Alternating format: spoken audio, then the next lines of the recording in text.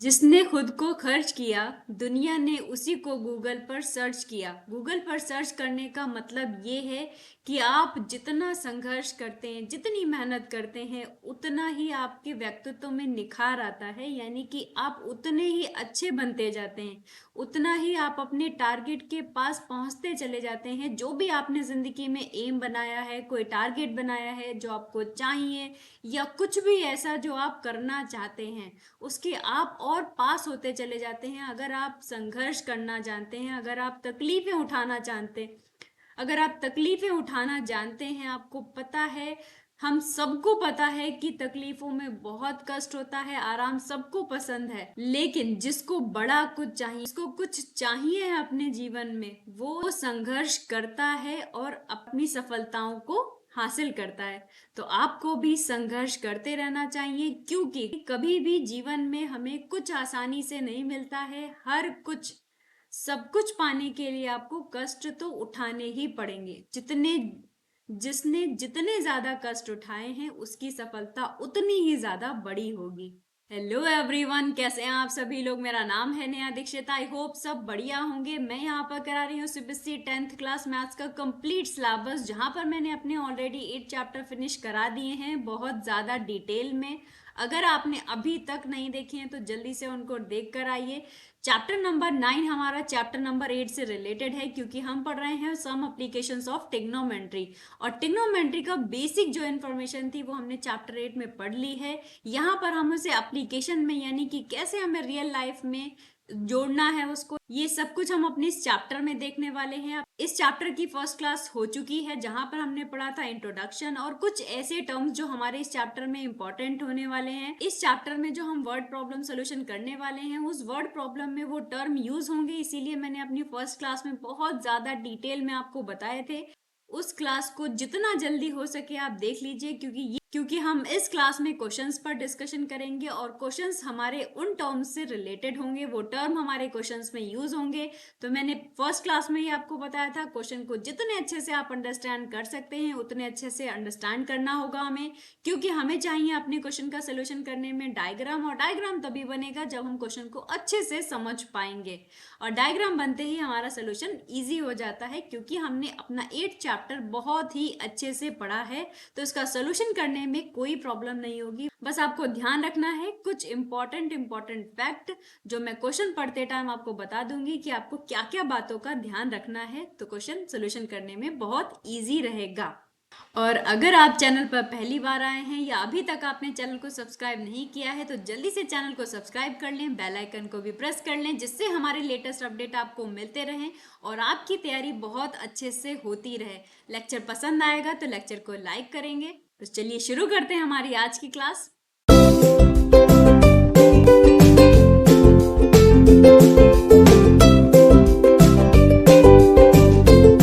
Class start करने से पहले मैं आपको बता दूं, इस चैप्टर में हमने क्या क्या टर्म अपनी फर्स्ट क्लास में पढ़े थे। हमने पढ़ा था line of site, angle of elevation and angle of depression. ये क्या क्या थे एक बार हम देख लेते हैं इसको, क्योंकि ये बहुत इंपॉर्टेंट है हमारे चैप्टर को समझने के लिए, और हम आज करने वाले हैं क्वेश्चंस को, और क्वेश्चन को अंडरस्टैंड करने के लिए ये 3 टर्म का बहुत अच्छे से आपको मतलब पता होना चाहिए। तो इसीलिए जल्दी से देख लेते हैं, फिर चलते हैं अपने क्वेश्चंस पर।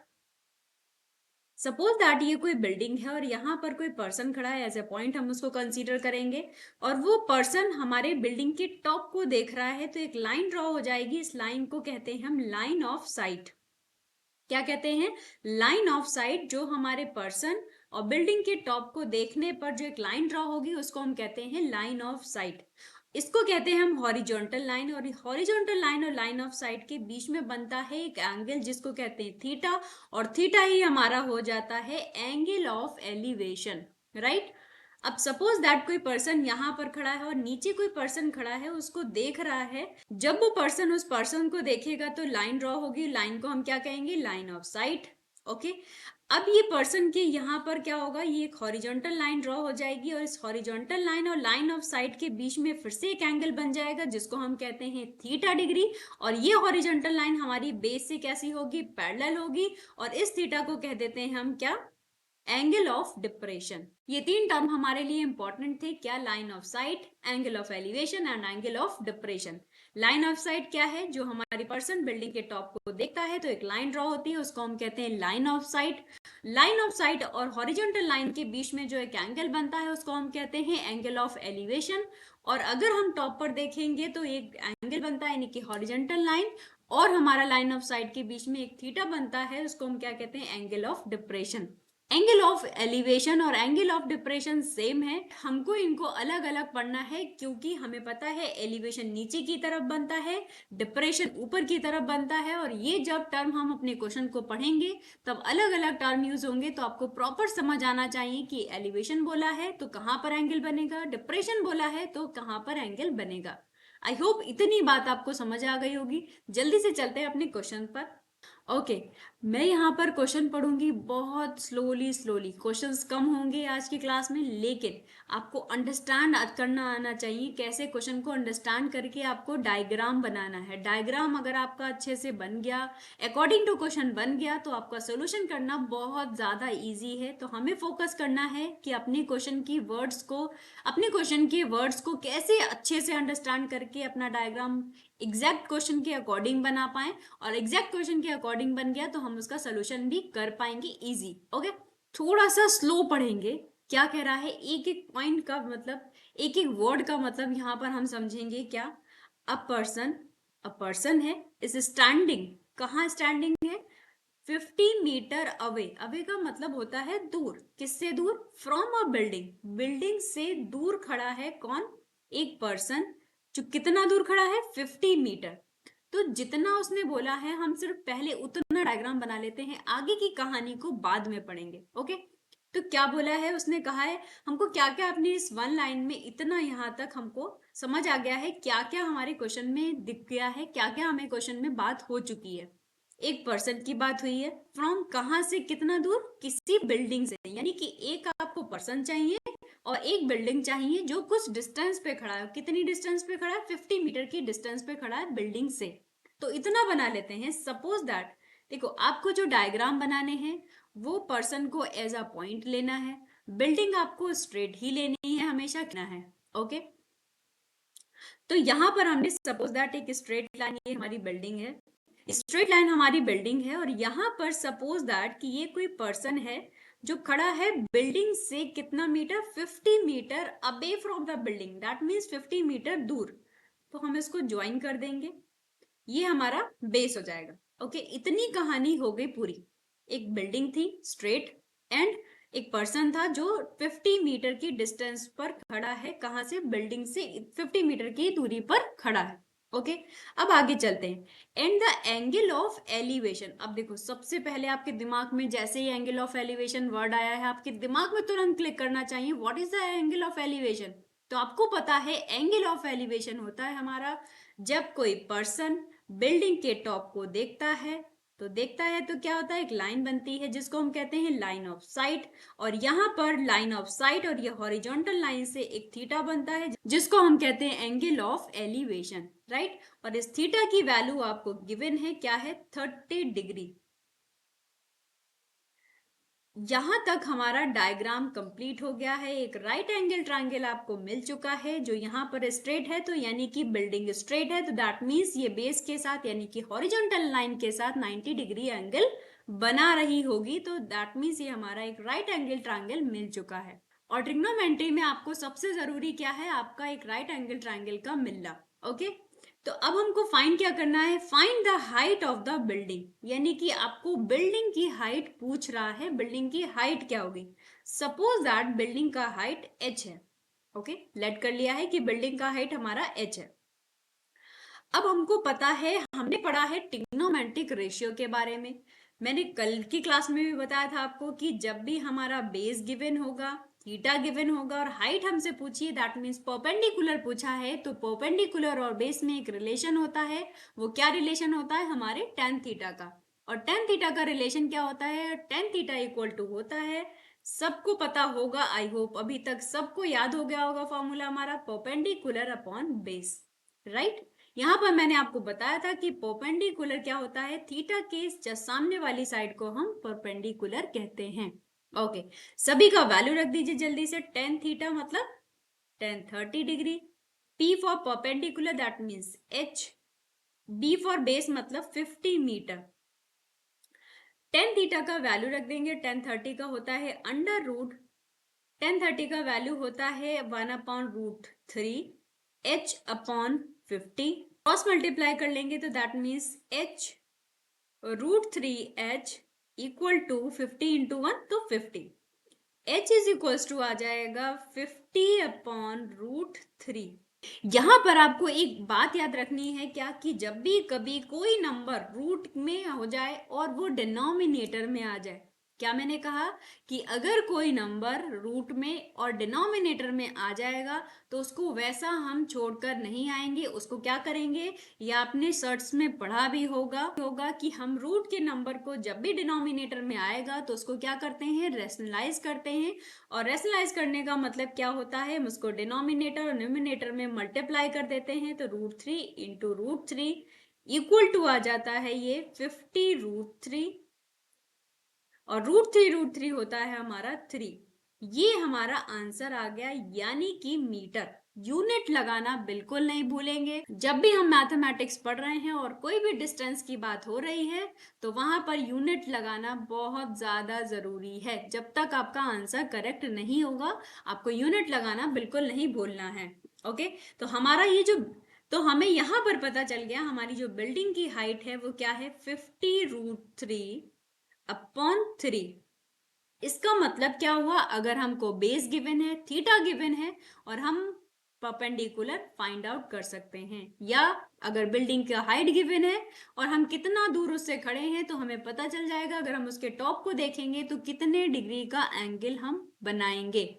ओके, अब आपको समझ आ गया होगा कि हमें क्वेश्चन को कितने अच्छे से अंडरस्टैंड करना है। क्वेश्चन को अंडरस्टैंड करके अगर आपने डायग्राम बहुत अच्छे से बना लिया तो दैट मीन्स आपका सोल्यूशन करना बहुत इजी हो जाएगा। चलिए चलते हैं अपने नेक्स्ट क्वेश्चन पर। ओके, हम आ गए अपने नेक्स्ट क्वेश्चन पर, और क्वेश्चन क्या कह रहा है, फिर से एक बार मैं बता रही हूँ आपको क्या, कि आपको क्वेश्चन को बहुत ध्यान से वर्ड टू वर्ड पढ़ना है। बहुत ज़्यादा इंपॉर्टेंट है यहाँ पर आपको क्वेश्चन को अंडरस्टैंड करना, क्योंकि आपको बनाना है डायग्राम, और डायग्राम आप तभी बना सकते हैं जब आप क्वेश्चन को अच्छे से अंडरस्टैंड कर पाए। ओके, तो मैं बता रही हूँ आपको कैसे आपको क्वेश्चन पढ़ना है। क्या, the shadow of a tower, tower की शैडो मतलब कोई टावर है उसकी छाया, standing on a level ground, standing मतलब खड़ी है।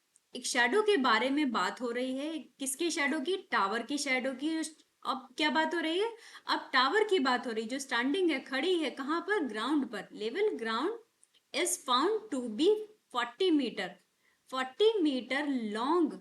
क्या 40 मीटर लॉन्ग, शैडो, कब, when the sun's altitude is 30 degree. इस क्वेश्चन को ध्यान से समझने की जरूरत है कि सन, आपको पता है थोड़ा सा इन क्वेश्चंस को, पता है क्या है, आप क्वेश्चन को सोल्यूशन करने के लिए, क्वेश्चन को अंडरस्टैंड करने के लिए थोड़ा सा रियल लाइफ से भी कनेक्ट करेंगे तो और ज्यादा अच्छे से आप क्वेश्चन को समझ पाएंगे और डायग्राम को बना पाएंगे। सपोज दैट आप खड़े हैं और सन एकदम टॉप पर है, अगर आपके सन एकदम टॉप पर है तो आपको पता है आपकी कोई शैडो नहीं बनती है। शैडो तो आपको पता है ना कैसे बनती है, शैडो अगर हमारा सन, हम बैक में है, तो बैक में किस एंगल पर है तो शैडो कभी आपने देखा होगा, कभी छोटी बनती है, कभी लंबी बनती है, कभी बहुत लंबी बनती है, और कभी बिल्कुल नहीं बनती है। तो ये कब होता है, जब ये शैडो का जो लेंथ है वो चेंज कैसे होती है, सन का मूवमेंट, यानी कि जैसे जैसे सन का मूवमेंट होता है, सन निकलते निकलते, ईस्ट से निकलते निकलते अगर हमारे टॉप पर आ जाता है तो क्या हो जाती है, शैडो बिल्कुल नहीं बनती है। व्हेन इट वाज 60 डिग्री, इसका मतलब क्या हुआ, इसका मतलब है कि सबसे पहले डायग्राम से शो करते हैं क्या है, कि एक हमें बिल्डिंग यानी कि एक हमें टावर चाहिए, टावर हमने बना लिया। अब सन क्या था, यहाँ पर था। अब मैंने सन को यहाँ माना है क्योंकि वो कह रहा है कि पहले सन की जो लाइट पड़ रही थी इस तरीके से कि जो हमारा टावर है उसकी शैडो बना रही थी, से 60 डिग्री जो सन की लाइट है वो कितने डिग्री का एंगल बना रही थी, 60 डिग्री का एंगल बना रही थी। ओके, उसके बाद सन जैसे जैसे नीचे की तरफ जाएगा तो क्या हो जाएगा, ये जो एंगल होगा वो कम होता चला जाएगा, यानी कि कम होकर वो कह रहा है कितना पहुंच गया है, अब 30 डिग्री पहुंच गया है। अब यहाँ पर एक कॉन्सेप्ट है वो आपको याद रखना है कि जैसे जैसे जो हमारा पॉइंट है, सपोज दैट यहाँ पर पॉइंट है और ये हमारा टावर है, तो ये पॉइंट हमारा जितना दूर होता चला जाएगा एंगल का वैल्यू उतना छोटा होता चला जाएगा। फिर से समझेंगे कि ये जो सपोज दैट हमारा ए पॉइंट है और ए पॉइंट जितना बिल्डिंग के पास आता चला जाएगा एंगल का वैल्यू बढ़ता जाएगा, जितना ये पॉइंट एंगल्स यानी कि बिल्डिंग से या टावर से हमारा दूर होता चला जाएगा एंगल का वैल्यू छोटा होता चला जाएगा। अब कैसे? सपोज दैट पॉइंट ए यहाँ पर है अगर, तो ये हमारा एंगल का वैल्यू ज्यादा होगा। अगर हमारा पॉइंट ए यहाँ पर है तो ये एंगल का वैल्यू कम होगा। और अगर हम जाएंगे आगे, अगर पॉइंट ए और आगे जाएगा तो एंगल का वैल्यू और छोटा होता चला जाएगा। तो इसीलिए याद रखेंगे, अगर हमारा पॉइंट बिल्डिंग से दूर होता चला जाएगा तो एंगल का वैल्यू कम होता चला जाएगा। जितना पॉइंट हमारा बिल्डिंग के पास आता जाएगा या टावर के पास आता जाएगा उतना ही हमारा एंगल का वैल्यू बढ़ता जाएगा। इस कॉन्सेप्ट को याद रखेंगे, क्योंकि इस टाइप के क्वेश्चन में कंफ्यूज रहते हैं कि 30 इसको लेना है कि इसको लेना है। अगर आपको क्वेश्चन की वर्डिंग में थोड़ा सा भी प्रॉब्लम आएगा, थोड़ा सा भी कंफ्यूजन हुआ तो आप भूल जाएंगे, आपको कंफ्यूजन हो जाएगा कि कहाँ से 60 लेना है, कहाँ से 30 लेना है। ओके, तो इस चीज को आप ध्यान रखेंगे तो कभी गलती नहीं होगी। Okay, find the height of the tower. Okay, H find करना है हमको। And the length of the original shadow. Original shadow का मतलब क्या है कि जब 60 था तो कितनी लेंथ थी हमारी शेडो की, 30 हुआ तो कितनी हो गई, 40 मीटर। तो ये हमारा 40 मीटर शेडो हो गई। ओरिजिनल शेडो की लेंथ आपको फाइंड आउट करनी है। अब हमारा डायग्राम बन गया है, तो बहुत ही सिंपल है हमें अपने इस क्वेश्चन का सोल्यूशन करना। एच फाइंड करना है, एक्स फाइंड करना है, 40 हमको गिवन दिया है, यहाँ पर एंगल भी गिवन है। तो सबसे पहले first of all in triangle A B C, क्योंकि ये बना रहा होगा बेस के साथ हमारे tower 90 degree, that means right angle triangle मिल गया। तो इन ट्रायंगल ए बी और इसको कोई पॉइंट दे देंगे, सपोज दैट डी, तो A B D, right. In triangle A B D में हम देखेंगे क्या है, ये हमको पता है बेस और हाइट, यानी कि बेस हमको x पता है और हाइट हमको h पता है, एंगल हमें 60 डिग्री है। तो डायरेक्ट इसका सोल्यूशन करेंगे क्या, tan 60 degree equal to h by x, right. h by x यानी कि tan 60 का वैल्यू होता है √3 is equals to h by x। तो h इज इक्वल्स टू आ जाएगा, क्रॉस मल्टीप्लाई कर लेंगे √3x, इसको फर्स्ट इक्वेशन दे देंगे। अब चलते हैं अपने सेकंड ट्रायंगल। इन ट्रायंगल कौन सा ले सकते हैं हम, ए बी सी, क्योंकि हमको चाहिए राइट एंगल ट्रायंगल ही। वैसे ये भी ट्रायंगल बन रहा है बट ये हमारा राइट एंगल ट्रायंगल नहीं है, तो इस चीज का ध्यान रखेंगे, हमको राइट एंगल ट्रायंगल ही लेना है। ओके, तो in triangle A B C, A B C में हमारा एंगल मिल रहा है हमको 30 degree, that means tan 30 degree equal to tan theta is equal to क्या मैंने भी बताया, परपेंडिकुलर अपॉन बेस। परपेंडिकुलर में हमारा आ जाएगा h और बेस में ये पूरा यानी कि कंप्लीट हम लेंगे, क्योंकि हमने ट्रायंगल कंप्लीट लिया है। ओके, तो इस चीज का ध्यान रखेंगे, 40 प्लस एक्स, कंप्लीट बेस क्या है हमारा, इतना 40 है और प्लस में हमारा x। Okay, 40 plus x, tan 30 का वैल्यू होती है 1 upon √3 equal to h upon 40 plus x। अभी अभी हमने h का वैल्यू निकाला √3x, तो दैट मीन्स वैल्यू पुट कर देंगे, 1 upon √3 equal to √3x, x के प्लेस पर मैंने रख दी value 40 plus x, cross multiply कर लेंगे, यह आ जाएगा 40 प्लस x इक्वल टू √3 होता है 3 और x। ओके, तो यहां पर आ जाएगा 40 इक्वल टू 3x, x को राइट हैंड साइड में ले जाएंगे तो minus x, that means 2x equal to 40 और x equal to 40 by 2, that means 20 metre. ये हमारा आ गया है ओरिजिनल शेडो का लेंथ, यानी कि D और B की लेंथ, यानी कि ओरिजिनल शैडो का लेंथ x का वैल्यू 20 मीटर।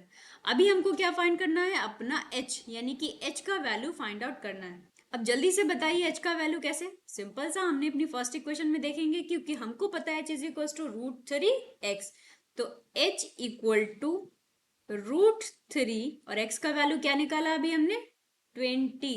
तो इसको ऐसे नहीं लिखते हैं, जो हमारा लिखने का तरीका होता है √3 × 20 नहीं लिखते हैं। इसको सही लिखने का तरीका क्या है, 20√3 क्या, मीटर, हाइट। मैंने आपको क्या बताया, आपको हाइट हो, डिस्टेंस हो, कोई भी चीज हो, वहां पर यूनिट मेंशन करना बहुत जरूरी है। ऐसे आप नहीं पता कर पाएंगे कि आप किसकी बात कर रहे हैं। ओके, तो इसीलिए यहाँ पर यूनिट लिखना बहुत जरूरी है। तो हाइट ऑफ द टावर क्या होगा, 20√3।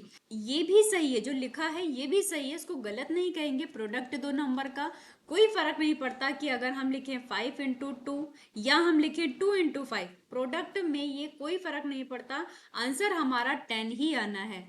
तो इसको मैंने ऐसे क्यों बताया, कुछ स्टैंडर्ड होते हैं हमारे लिखने के मैथमेटिक्स में भी, जिनको कहते हैं कि हाँ ये लिखा है तो अच्छा लगता है, कह सकते हैं, या सही लिखने का तरीका ये होता है। ठीक है, गलत नहीं है, बट लिखने का सही तरीका क्या है, 20√3। ओके, आई होप आपको ये समझ आ गया होगा। जो सन की लाइट होती है उससे जो एंगल में चेंजमेंट आता है किसी भी बिल्डिंग में, किसी भी बिल्डिंग का शेडो अगर बनता है तो सन की लाइट से जो चेंजमेंट आता है उसमें क्वेश्चंस बहुत ज्यादा बनते हैं। ये सीबीएसई का क्वेश्चन आया हुआ क्वेश्चन है, इसीलिए मैंने आपको बता दिया एक बार इसको डिटेल में। आपको समझ आ गया होगा कि कैसे आपको क्वेश्चन अंडरस्टैंड करना है, कैसे आपको क्वेश्चन रीड करना है, क्योंकि रीडिंग बहुत इंपॉर्टेंट है। अगर आपने गलत पढ़ लिया तो डायग्राम गलत बना देंगे, और डायग्राम गलत बन गया तो सोल्यूशन सही नहीं होगा। ओके, तो इसीलिए अच्छे से रीड करना, मैंने बताया वर्ड टू वर्ड रीड करना है। एक लाइन खत्म होती है उतना ही आप डायग्राम बना लीजिए, फिर आगे पढ़िए तो आपको इजी रहेगा। ओके, आई होप ये आपको क्वेश्चन बहुत अच्छे से समझ आ गए होंगे। इसी टाइप के हम आगे भी अपने प्रैक्टिस सेशन में क्वेश्चंस करेंगे। तब तक आप ऐसे क्वेश्चंस का रिवीजन करते रहिए, क्योंकि मैं हमेशा कहती हूँ मैथ्स एक प्रैक्टिस का सब्जेक्ट है, और क्वेश्चन की प्रैक्टिस करने से ही आप परफेक्ट बनेंगे। ओके, तो लेक्चर पसंद आया हो तो लेक्चर को लाइक कर दें, चैनल को सब्सक्राइब कर लें और बने रहें हमारे साथ लास्ट तक। थैंक यू एवरीवन, मिलते हैं नेक्स्ट लेक्चर में।